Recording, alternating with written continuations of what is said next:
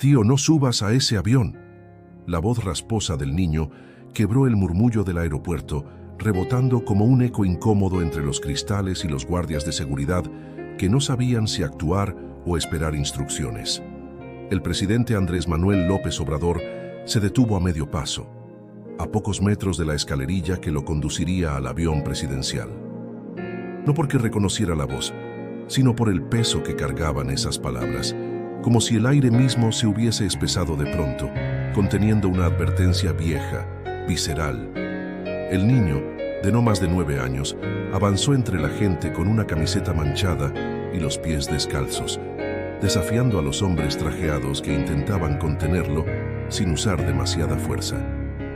Tenía el rostro sucio, los ojos brillantes de rabia, miedo o ambas cosas. Había algo en su mirada que no podía ignorarse, no por un hombre, y menos por un presidente. «¿Qué está pasando?», preguntó Beatriz, la esposa de AMLO, apenas en un susurro, como si temiera romper algo sagrado. Los fotógrafos habían empezado a moverse, los flashes buscaban ángulos, la transmisión en vivo captaba todo. El niño se detuvo a unos 4 metros de López Obrador. Le temblaban las manos. Detrás de él, un comandante se comunicaba por radio, esperando instrucciones. Los pasajeros del vuelo regular 204 a Tapachula observaban desde la sala de espera con desconcierto, como si de pronto estuvieran dentro de una película. «No suba, señor presidente», repitió el niño. «Por favor, si sube, algo va a pasar». «Algo feo». AMLO se acercó un paso. Había un silencio tan extraño que se escuchaba el zumbido del aire acondicionado, el tic nervioso de alguien golpeando el respaldo de un asiento, el zumbido de una mosca. «¿Cómo te llamas?», preguntó con voz pausada, sin mirar a sus escoltas. «Isaac», respondió el niño con la mirada fija en él. «Mi mamá me dijo que lo buscara, que le dijera esto, que era importante». «¿Y dónde está tu mamá, hijo?». La voz de AMLO bajó aún más, como si no quisiera asustarlo. El niño apretó los labios, respiró hondo, no dijo nada. «¿Dónde está tu mamá, Isaac?». Un hilo de voz escapó de él. «Muerta». Nadie se movió, ni siquiera el personal del aeropuerto. El aire entero pareció doblarse en ese instante, como si una historia más profunda se abriera entre las palabras.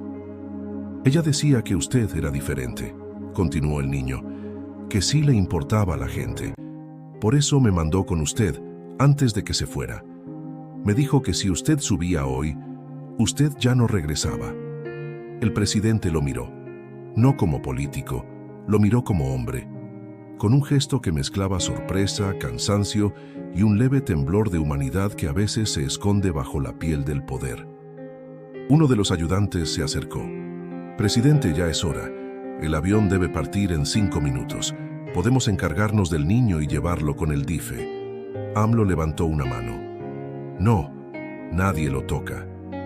Isaac bajó la vista. Algo en él se quebró. Las lágrimas no salían, pero se notaban en su garganta, en los puños cerrados con fuerza. «¿Dónde has dormido estos días?», preguntó AMLO. «En la calle. A veces en el metro, a veces en la central de abasto. Me escondo cuando llegan los policías. Mi mamá me dijo que aguantara hasta encontrarlo a usted». El presidente lo miró por unos segundos más. Luego giró hacia su equipo. «El viaje se cancela», dijo.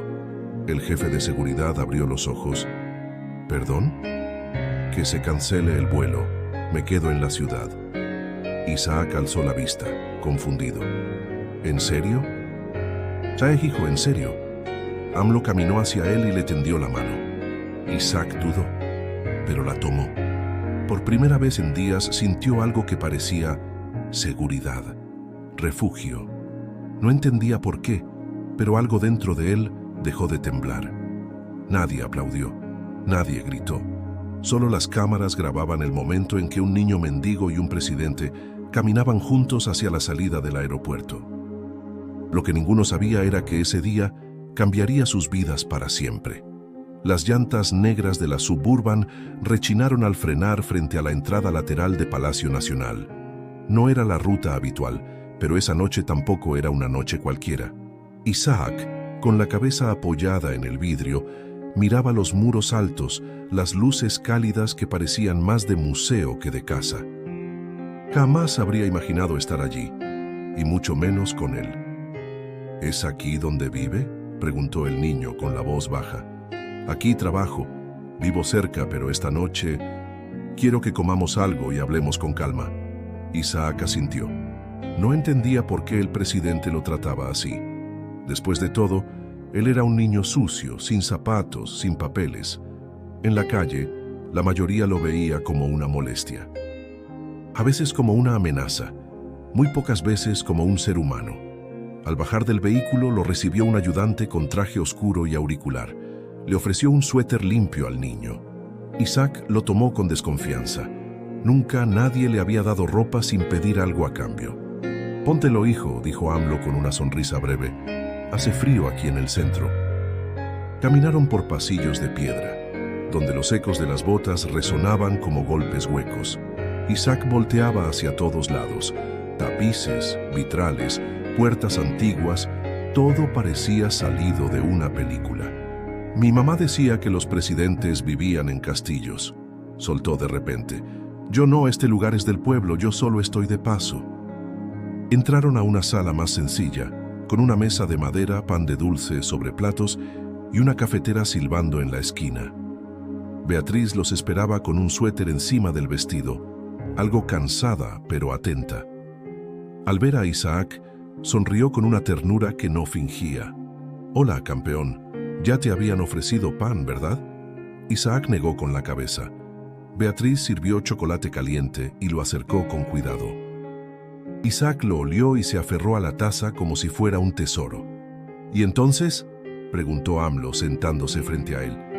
«Cuéntame, Isaac, ¿por qué te mandó tu mamá conmigo?» El niño dudó. Tenía miedo de que, si hablaba demasiado, lo mandaran con el DIF, como decían siempre. Pero algo en la mirada de ese hombre le decía que no era como los demás. «Ella decía que usted era el único que no tenía miedo», empezó. «Que había muchas cosas pasando, cosas feas, y que la gente que hablaba desaparecía». Beatriz y AMLO intercambiaron una mirada fugaz. «¿Qué cosas, Isaac?». El niño tragó saliva, miró hacia la puerta. Luego bajó la voz. «Antes de que mi mamá muriera, ella trabajaba limpiando en un edificio. Uno donde entraban muchos señores con camionetas negras. Decía que ahí hacían cosas con dinero, con aviones. Decía que un día usted iba a pagar por algo que no hizo, que lo iban a usar». El presidente se irguió. «¿Dónde era ese edificio?». «No sé el nombre, pero estaba en Polanco. En la esquina había una taquería. Los hombres llegaban siempre a la misma hora, después de las 8. Beatriz sacó una libreta y apuntó todo. AMLO, sin decir nada, se llevó la mano al rostro. «¿Y tu mamá te dijo eso justo antes de morir?». Isaac asintió. «Dijo que si yo encontraba a don Andrés, todo estaría bien. Pero la mataron antes. Dijeron que fue por una bala perdida, pero yo sé que no. La iban siguiendo, tenía miedo». El silencio volvió, esta vez más pesado. Beatriz sirvió más chocolate. Isaac temblaba levemente. «No tienes que decir más por hoy», dijo AMLO con voz firme. «Te vas a quedar aquí esta noche. Mañana veremos cómo ayudarte». Isaac levantó la mirada. «¿No me va a llevar al DIF?». «No». «¿Ni a un albergue?». «Tampoco. Aquí vas a estar bien». Isaac bajó la vista. Las lágrimas comenzaron a brotar sin hacer ruido. Era como si una parte de él, la más cansada, la más rota, al fin creyera que podía dejar de pelear. Beatriz se acercó y le acarició el cabello con suavidad. «Vamos a cuidarte, ¿sí? Mañana tú y yo vamos a dibujar». «¿Te gusta dibujar?». Isaac asintió sin hablar. Guardó cada gesto, cada palabra, como quien guarda calor en una noche helada. Mientras lo acompañaban a una habitación con cama, cobijas limpias y una pequeña lámpara encendida, el niño se volteó una última vez hacia AMLO. «Gracias, tío». El presidente no respondió, solo asintió con una leve sonrisa, pero en su mente algo ya se había activado. Una alarma silenciosa y una decisión que no tendría vuelta atrás. El sol apenas comenzaba a pintar de naranja las cornisas del zócalo cuando Isaac se sentó en la cama, inquieto. Había dormido profundamente, como no lo hacía desde que su mamá, desde antes de la calle. La habitación era pequeña, pero cálida. Una frazada gruesa lo envolvía aún, y por un instante se permitió la fantasía de que todo eso no era un sueño. Tocaron la puerta con suavidad. «¿Isaac?» «Soy yo, Beatriz. ¿Puedo pasar?» El niño asintió, aunque nadie lo veía. Beatriz entró con una bolsa de pan dulce y 2 vasos de leche tibia. «¿Dormiste bien?» «Sí. ¿Esto es para mí?» «Claro que sí. Vamos a desayunar y después me enseñas a dibujar». Isaac esbozó una sonrisa tímida, la primera en mucho tiempo. Mientras comía, Beatriz lo observaba con atención. No solo era un niño de la calle. Había algo más, algo que traía en la mirada. Dolor viejo, memoria. «Oye, ¿puedo preguntarte algo?», dijo ella mientras le pasaba una servilleta. «Sí. Ayer hablaste de un edificio en Polanco. ¿Tú fuiste ahí alguna vez?» Isaac dudó, luego asintió. «Una vez. Mi mamá me llevó porque no me quería dejar solo. Me hizo prometer que no diría nada. Pero esa vez vi algo». «¿Qué viste?» «Una caja». Beatriz parpadeó. «¿Una caja?» «Sí, como de zapatos. Pero adentro había papeles y fotos. Yo vi que ella la escondió detrás del armario de limpieza. Después me sacó rápido y me dijo que si algo le pasaba, yo tenía que buscarla». Beatriz se incorporó, ahora completamente atenta. «¿Y tú crees que esa caja sigue ahí?» «No sé, pero si nadie la ha encontrado...» Beatriz salió apresurada. 10 minutos después, AMLO estaba sentado frente a Isaac. «¿Puedes llevarnos al lugar, hijo?» Isaac se quedó callado por un momento. «Sí, pero tenemos que ir de noche. Es cuando está vacío». El presidente miró a su equipo. «Lo haremos como él dice». Esa noche, 3 camionetas sin placas salieron discretamente de Palacio Nacional. Ninguna llevaba banderas, ni guardaespaldas visibles. En la última, Isaac iba sentado entre Beatriz y un asistente de seguridad. Sus dedos jugaban nerviosos con el borde de su chamarra nueva. Nunca había sentido tanto miedo, pero algo dentro de él, algo más fuerte que el miedo, lo empujaba hacia adelante. «¿Cómo sabremos cuál es el lugar exacto?», preguntó uno de los hombres desde el asiento del copiloto. «Es un edificio gris, con vidrios oscuros. Tiene un letrero roto que dice Centro Ejecutivo. Está en la esquina donde huele siempre a tacos de suadero». Llegaron pasadas las 11:30 p.m. La calle estaba casi vacía, salvo por un par de vendedores recogiendo sus cosas y un guardia durmiendo en la caseta. Isaac indicó una puerta lateral. «Por ahí entrábamos siempre. Mi mamá tenía una copia de la llave». Uno de los hombres logró forzar la cerradura sin hacer ruido. Adentro, el edificio olía a desinfectante viejo y humedad. Isaac avanzaba con pasos lentos, como si cada rincón despertara un recuerdo.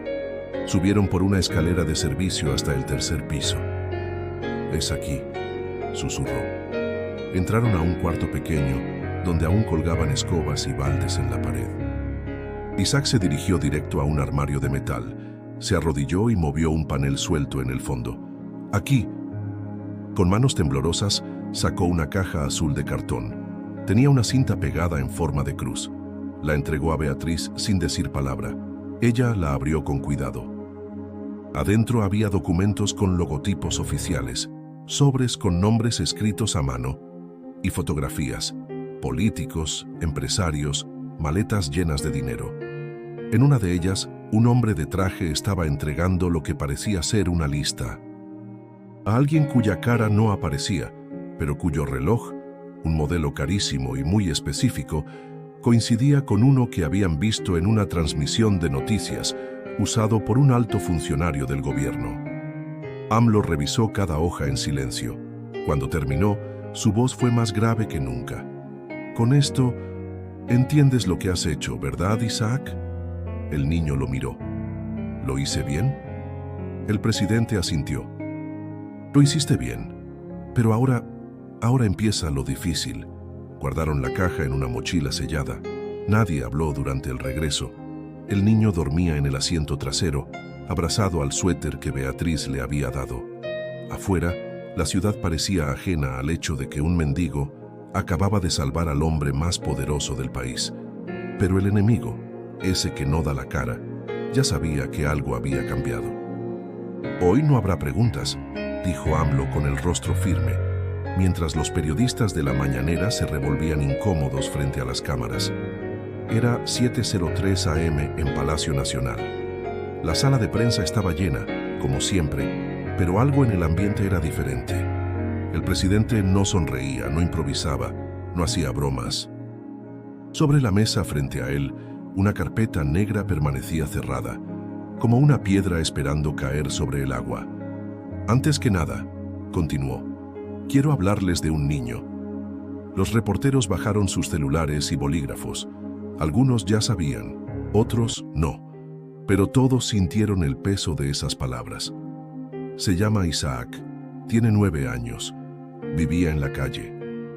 Su madre murió recientemente en circunstancias que se investigan, pero antes de eso, le dejó una misión, buscarme y advertirme. AMLO abrió la carpeta, extrajo una fotografía, la mostró sin levantar la vista. Esto, compañeras y compañeros, no es una historia, es la verdad. Y hoy, con todo el dolor que implica, voy a enfrentarla. Mostró más documentos, fechas, nombres, cuentas bancarias. Todo detallado en papeles filtrados que hasta entonces nadie había visto. Nadie, excepto los involucrados. Un murmullo cruzó la sala. Varios periodistas se miraban entre sí, incrédulos. Durante los últimos años, grupos con intereses económicos muy específicos han tratado de infiltrar decisiones de Estado, dijo AMLO. Manipular información, influir en licitaciones, presionar desde dentro. Algunos de estos nombres me conocen, otros me odian, pero lo que no saben es que un niño les ganó. Isaac miraba la transmisión desde una sala privada del palacio. Tenía una concha en la mano y el control de la televisión en la otra. Su nombre ya estaba en boca de todo el país, pero él apenas alcanzaba a comprender lo que eso significaba. «¿Ese señor?», dijo señalando a uno de los documentos en pantalla. «Yo lo vi. Iba mucho al edificio, siempre con un portafolio». Beatriz, sentada junto a él, asintió. «Es un senador, uno de los más poderosos, y gracias a ti, ahora tendrá que rendir cuentas». El niño no dijo nada, solo bajó la vista. «¿Eso está bien?», preguntó. «Muchísimo, pero hay gente que no va a estar contenta, Isaac. Y por eso tenemos que cuidarte». Él tragó saliva. «¿Me van a encerrar?». «No, cielo, pero durante un tiempo no podrás salir como antes. Vamos a protegerte. Aquí estarás seguro». Esa misma tarde, una camioneta gris se detuvo frente a la entrada trasera del Senado. Un hombre bajo, con lentes oscuros y saco azul, bajó apurado, evitando cámaras. Lo escoltaban 2 sujetos en silencio. «¿Dónde están las copias?», preguntó al entrar. «No las tenemos. Nadie sabe cuántas son ni dónde están. ¿Y el niño?». «Sigue en Palacio Nacional. Está bajo protección directa». El hombre maldijo en voz baja. «Ese mocoso acaba de arruinarlo todo. ¿Y si hacemos que desaparezca?». El hombre se giró lentamente. «Si tocan a ese niño ahora, el país arde. ¿Entienden?». Silencio. «Vamos a esperar». AMLO acaba de dar un paso muy arriesgado. Si lo empujamos ahora, lo convertimos en mártir. Mejor dejemos que se desgaste. Por la noche, AMLO estaba solo en su despacho. Frente a él, el folder azul que Isaac había rescatado. Lo abrió de nuevo. Había un sobre sin abrir, marcado con la letra M. Lo rompió con cuidado. Dentro, una carta escrita a mano. «Si estás leyendo esto, es porque Isaac logró encontrarte. No confíes en nadie. Lo que ves aquí es solo una parte. La otra mitad está guardada, y alguien más la tiene. Yo no lo sé todo, pero sé que tú sí puedes hacer algo con esto. Yo ya no estaré cuando pase. Perdón por dejar a mi hijo solo. Solo me queda confiar en ti. Mariana». El presidente cerró los ojos. Por primera vez en mucho tiempo, sintió la responsabilidad como una losa real, como un dolor físico. No era una conspiración política, no era una guerra de intereses. Era la historia de una mujer que murió para que su hijo viviera y de un niño que había arriesgado todo por cumplir una promesa. Encendió su celular y llamó. Quiero un equipo de 5 personas, leales, 0 partidos, 0 prensa. Esto es entre nosotros y tiene que salir perfecto. ¿Para qué, señor presidente? Vamos a encontrar la otra mitad de esta historia. Isaac dormía tranquilo por primera vez en su vida. Afuera, la ciudad no descansaba, mientras él soñaba con su madre y un parque donde solían comer elotes. 5 hombres se reunían en silencio para una misión que podía cambiar el rumbo de un país. Y nadie, ni siquiera AMLO, sabía todavía cuán hondo era el abismo que estaban por descubrir. El sonido del elevador viejo resonaba en el edificio como una amenaza. Subía lento, chirriante, como si también tuviera miedo. A bordo, 5 hombres vestidos de civil repasaban por última vez la dirección que Isaac había dado de forma inconsciente, entre sueños. Mi mamá hablaba con una señora que vivía en un tercer piso, con muchas plantas y una tele que nunca apagaba. Habían cruzado toda la colonia Doctores siguiendo pistas mínimas, hasta que, en un departamento con olor a cigarro y humedad, encontraron algo. La puerta estaba entreabierta. ¿Seguros que aquí vive la señora?, susurró uno de los hombres. Lo que sabemos es que Mariana venía aquí. Con frecuencia. Empujaron la puerta. El departamento estaba desordenado, pero no parecía abandonado. Una taza aún humeaba sobre la mesa. Un noticiero sonaba desde la tele vieja en un rincón. En medio del caos, una mujer mayor, de cabello blanco y blusa floreada, los miraba desde una silla con las piernas hinchadas y los ojos vidriosos. ¿Ustedes vienen por la otra caja?, preguntó como si los hubiera estado esperando. Los hombres se congelaron. ¿Cómo sabe? Mariana me dejó todo bien claro. Dijo que si pasaba lo que temía, un grupo de los de confianza vendrían. Y que si eran ustedes, yo debía entregarles esto. La mujer se puso de pie con dificultad.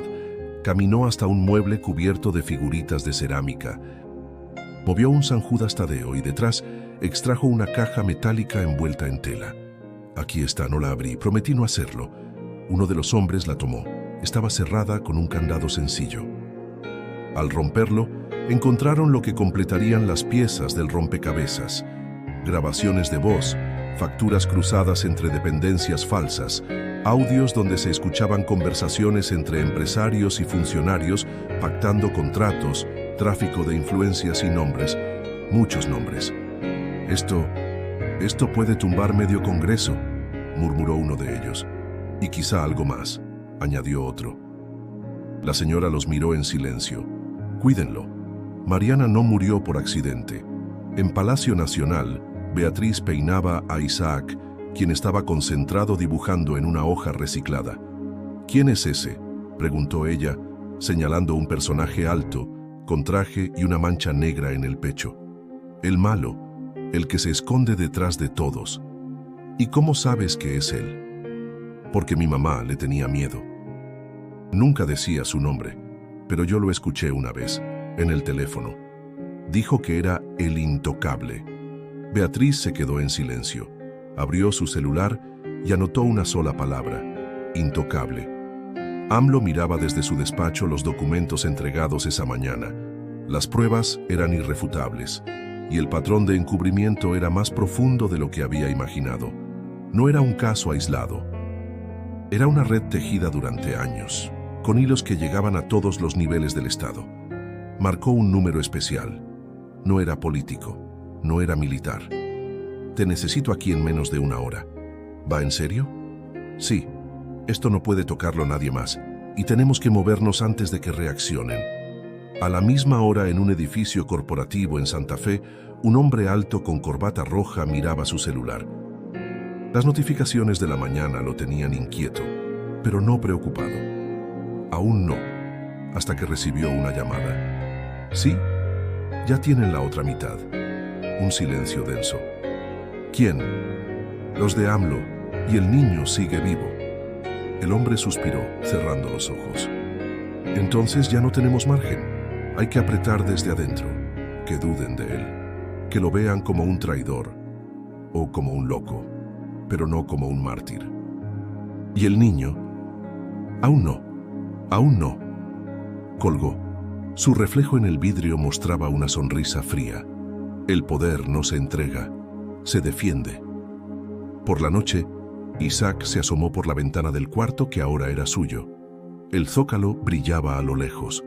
No sabía que su nombre ya circulaba por redes, ni que había personas discutiendo si lo que había contado era real o un montaje del gobierno.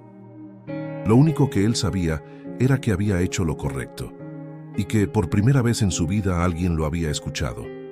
Beatriz entró con una manta. «Ya es hora de dormir, mi valiente». Isaac la miró. «¿Cree que mi mamá me ve desde el cielo?» «Sí. Y seguro está muy orgullosa». Isaac sonrió, cerró los ojos. Pero lejos de ahí, el enemigo ya había activado su siguiente movimiento. Y lo primero en su lista no era el presidente, era el niño. El ataque no vino de frente, no hubo balas, no hubo persecuciones. Llegó como llegan las cosas más peligrosas, disfrazado de verdad. Esa mañana, los titulares amanecieron sincronizados como si alguien los hubiera escrito con una sola mano. Niño usado para manipular opinión pública. AMLO fabrica testimonio para desviar atención. Expertos dudan de existencia de pruebas reales. La portada de un conocido semanario mostraba un montaje, una imagen de Isaac sonriendo, con el Palacio Nacional detrás, bajo el título El niño del 1900. Presidente. AMLO hojeó el informe de prensa sin hablar. Beatriz estaba sentada frente a él con el rostro tenso. «Van por él, Andrés. No con armas, con dudas. Lo quieren borrar sin matarlo». Él asintió. «Van a intentar destrozarlo en la opinión pública para que nadie crea lo que vimos. Y si lo logran, todo lo que tiene en esa caja se vuelve ruido». AMLO se levantó. «Vamos a hacer lo que no esperan». «¿Qué?» «Vamos a mostrarles la cara del verdadero culpable». Mientras tanto, Isaac veía la televisión desde su habitación. Cambiaba de canal sin saber por qué todos hablaban de él. Algunos lo llamaban valiente, otros actor. En uno de los programas, un analista de voz comparaba sus respuestas con técnicas de manipulación infantil. En otro, una conductora lloraba diciendo: «¿Dónde están los padres de este niño? ¿Quién lo protege realmente?». Beatriz entró en ese momento y apagó la tele. «No veas eso, corazón. Están diciendo mentiras. Lo sé. ¿Van a creerle más a ellos que a mí?». Beatriz se agachó a su nivel. «Isaac, lo que hiciste fue muy grande. Pero a veces, cuando algo verdadero molesta a los poderosos, intentan hacer que parezca mentira. ¿Y qué vamos a hacer? Defender la verdad, como tú la defendiste». Esa misma tarde, en el hangar donde el avión presidencial había permanecido almacenado, 2 agentes de inteligencia tomaban fotografías a una bitácora de vuelos secretos. Uno de los documentos cruzaba nombres y fechas con depósitos en paraísos fiscales. Uno de esos nombres era conocido, demasiado conocido.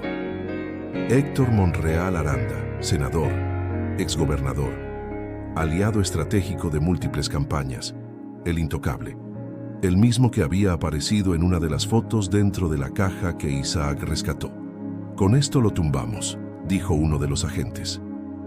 «¿Y tú crees que va a caer así de fácil? Este tipo construyó su red durante 3 sexenios. Por eso hay que exhibirlo, pero con una prueba que no pueda desmentir». En Palacio, AMLO reunía a su equipo más cercano. Sobre la mesa había una grabación que había llegado esa mañana, enviada por un periodista independiente que aseguraba haber sido contactado por Mariana meses antes de su muerte. «¿Ya la verificaron?», preguntó AMLO. «Sí, es auténtica», puso play. «Me llamo Mariana. Trabajo en limpieza en un edificio donde se maneja mucho dinero sucio. Tengo miedo. Héctor Monreal viene seguido. Habla con otros hombres, hacen planes. Un día dijeron que iban a eliminar al presidente, pero no con balas, con prensa, con escándalos, que él caería por su propio cuento. Si algo me pasa, que busquen esta grabación. El silencio tras el audio era absoluto. ¿Vamos a hacerlo público?, preguntó Beatriz.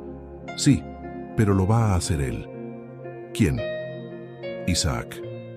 Esa noche, a las 8:00 p.m., el canal oficial de Presidencia lanzó una transmisión especial. La imagen de Isaac sentado frente a una cámara apareció en millones de pantallas. Mi nombre es Isaac. Yo no soy actor. Yo vivía en la calle. Mi mamá me dijo que si algo le pasaba tenía que encontrar al presidente. Lo hice. Lo que dijimos es verdad.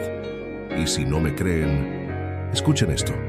El audio de Mariana sonó, sin cortes, sin edición.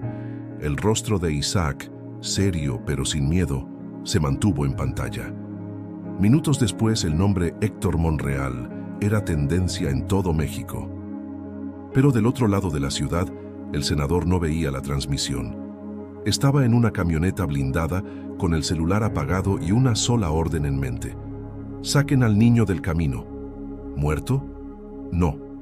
Desacreditado, silenciado, asustado, lo que sea. Pero ya. El hombre más intocable de México acababa de declarar guerra a un niño. Pero ese niño ya no estaba solo. El amanecer del día siguiente no trajo calma, trajo reacción. A las 6:12 a.m., el despacho del senador Héctor Monreal fue allanado por la Fiscalía General de la República. No fue un operativo ruidoso, pero sí quirúrgico. Agentes vestidos de civil entraron con una orden firmada por un juez federal, gracias a las pruebas entregadas horas antes por la presidencia. En las oficinas se encontraron documentos, discos duros, sobres con dinero en efectivo y una libreta con iniciales y fechas. Una de las páginas tenía un encabezado que decía: Plan Isaac, AMLO, fue informado mientras desayunaba con Isaac. El niño comía hotcakes y jugaba con la miel como si nada grave estuviera pasando en el país.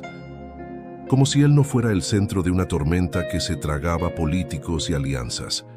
¿Qué pasó, tío?, preguntó con la boca llena. Detuvieron a un hombre muy poderoso, uno de los que salía en las fotos. ¿Ya se acabó? AMLO dudó. Empezó.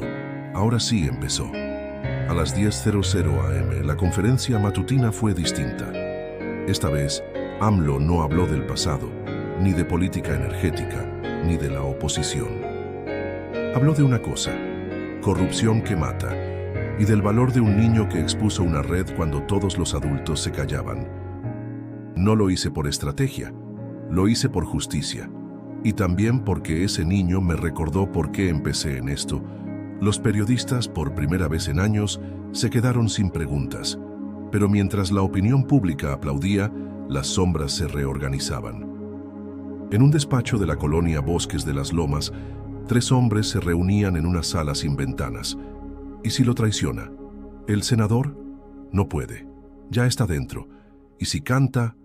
Cae con nosotros. ¿Y si AMLO lanza más nombres? Entonces filtramos el video. ¿Cuál video? El tercero, un tipo sin expresión, colocó una USB sobre la mesa. El del niño. Lo tenemos llorando, diciendo que no entiende nada, que solo quiere a su mamá. Lo sacamos de contexto y destruimos su imagen. Nadie querrá oírlo después de eso. ¿Y AMLO? Que cargue con el costo. Ya empezó esto. Ahora vamos a jugar sucio. Beatriz recibió la noticia de la filtración antes del mediodía. Las redes estaban estallando.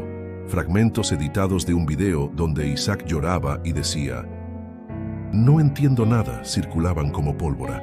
Las cuentas falsas, los bots y ciertos medios aliados a la vieja política replicaban la idea. El niño fue manipulado. Ella corrió a la sala donde Isaac veía caricaturas. Se sentó junto a él. «Corazón, quiero contarte algo». «¿Qué pasó?» «Salió un video tuyo. Cortaron pedacitos para hacerte quedar mal. No es tu culpa. Pero mucha gente está diciendo cosas feas otra vez». Isaac bajó la mirada. «¿Por qué hacen eso? Porque tienen miedo de lo que tú sabes.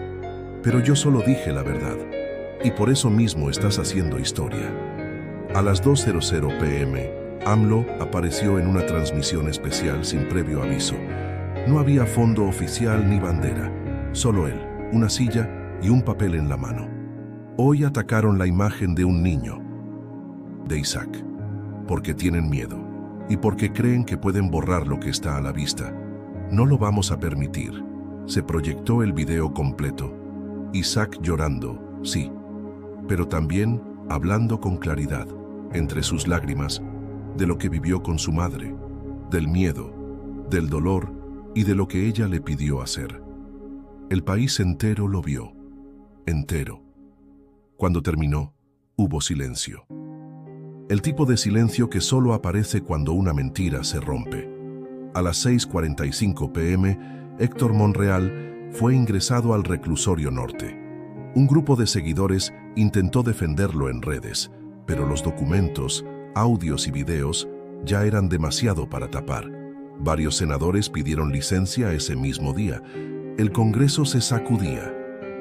Isaac dibujaba en la terraza de Palacio, ahora acompañado por otros niños rescatados por el DIF y reubicados por orden presidencial. Uno de ellos le preguntó, ¿tú eres el niño de la tele? A Isaac sonrió. Sí, pero solo porque mi mamá me enseñó a no tener miedo. Esa noche, cuando el país dormía entre caos e incredulidad, un sobre sin remitente fue deslizado bajo la puerta del despacho presidencial. Dentro una hoja manuscrita con 4 palabras, aún no ha terminado. AMLO leyó el mensaje y lo guardó en su saco. Luego caminó hacia la habitación de Isaac, lo observó dormir y supo algo con certeza. Esta historia no era solo sobre corrupción, ni siquiera sobre justicia. Era sobre valentía. Y la valentía apenas estaba comenzando. Las campanas de la catedral repicaban sobre el zócalo como en cualquier mañana. Pero ese día no era uno más. Habían pasado 10 días desde que Isaac gritó en el aeropuerto. 10 días desde que el país comenzó a mirarse al espejo con vergüenza y por fin, con coraje. Afuera del Palacio Nacional, una multitud pacífica se reunía sin pancartas ni gritos. Solo estaban ahí, con velas, con silencio, con respeto. Niños, madres, ancianos, jóvenes, como si sin decirlo supieran que algo profundo se había roto y también algo se había despertado. Dentro, AMLO miraba desde una de las ventanas altas. Isaac estaba a su lado, en pijama, con una taza de chocolate en la mano. ¿Están aquí por mí?, preguntó. Sí, pero también por ellos mismos. Porque te escucharon, hijo. Y eso les recordó que ellos también tienen voz. ¿Y ahora qué va a pasar? AMLO respiró hondo. Ahora vamos a reparar lo que se pueda, a proteger lo que vale la pena, y a no olvidar. Esa misma tarde, el Senado sesionó con quórum completo. Por primera vez en años, se votó una reforma que desarticulaba estructuras financieras ilegales entre gobiernos estatales y empresas fachada. Se inició la investigación formal a 11 funcionarios activos y se aprobó por mayoría una nueva ley de protección para denunciantes anónimos. La reforma llevaba un nombre no oficial entre los pasillos: Ley Isaac. En un estudio de televisión, el conductor más famoso del país tenía una hoja en blanco frente a él. Había sido uno de los primeros en burlarse del niño, en llamarlo actor. Ahora, con las cámaras encendidas, miró fijo al lente. Me equivoqué. No supe ver la verdad. Ese niño nos dio una lección a todos, y desde aquí, con humildad, quiero pedir perdón. El clip fue compartido millones de veces, no por el presentador, sino por lo que representaba, la posibilidad de rectificar. Esa noche, Isaac fue llevado a una nueva casa, lejos de Palacio, con discreción. No era un castillo ni un orfanato, era un hogar adoptivo temporal, con una pareja que lo recibió sin preguntas, solo con una sonrisa y un cuarto pintado de azul. Beatriz le abrazó fuerte antes de despedirse. Aquí vas a poder ser niño, ¿sí? Jugar, dormir tranquilo, dibujar lo que quieras sin miedo. ¿Y tú ya no vas a estar? Siempre voy a estar, pero ya no como guardiana, ahora como amiga. Isaac apretó los ojos. Algo en él por fin se rendía. El dolor empezaba a encontrar espacio para convertirse en recuerdo. ¿Y el presidente? Te mandó esto. Le entregó un sobre. Isaac lo abrió en el auto. Era un dibujo hecho a mano. Un niño con capa roja, de pie frente a un avión. Debajo un mensaje. Gracias por salvarme. Gracias por salvarnos. Tío Andrés. Isaac sonrió. Guardó el dibujo dentro de su mochila, junto a las pocas cosas que tenía, y miró por la ventana cómo la ciudad se alejaba poco a poco. Un mes después, AMLO caminaba por uno de los patios interiores de Palacio. Ya no tenía la misma energía de antes, pero había algo nuevo en sus pasos: paz. Un ayudante se le acercó con un folder. Señor presidente, acaban de liberar las últimas cifras. El país nunca había registrado tantos reportes ciudadanos de corrupción interna. Lo de Isaac abrió algo. AMLO lo hojeó y asintió. ¿Sabe cuál es la verdadera transformación? No es el sistema, es la gente decidiendo no callar más. Isaac, mientras tanto, empezaba clases en una nueva escuela. Su nombre no aparecía en ningún registro público. Vivía tranquilo. Nadie le pedía que hablara. Nadie le pedía que fuera héroe. Pero cuando su maestra le pidió que dibujara a alguien que admiras, Isaac no dudó. Dibujó a su mamá, con su delantal, su cabello recogido y los ojos de quien nunca se rinde. La maestra sonrió. ¿Y quién es ella? Es la persona que me enseñó que decir la verdad es más fuerte que tener miedo. Años después, alguien escribió un libro sobre todo lo ocurrido. Lo tituló El niño que gritó en el aeropuerto. Muchos creyeron que era una metáfora, una fábula moderna. Otros que era propaganda. Pero quienes estuvieron ahí, quienes vivieron esos días, sabían lo que fue. Una historia real, un grito verdadero, un país entero volviendo a sentir. Y aunque muchos nombres se olvidaron con el tiempo, el de Isaac, no, porque hay historias que nacen del dolor. Pero cuando se cuentan con verdad, se quedan para siempre. Días después de mudarse con su nueva familia, Isaac encontró en el fondo de su mochila un papel doblado que no recordaba haber guardado. Al abrirlo, reconoció la letra de su madre. Si estás leyendo esto, es porque lograste algo que yo no pude.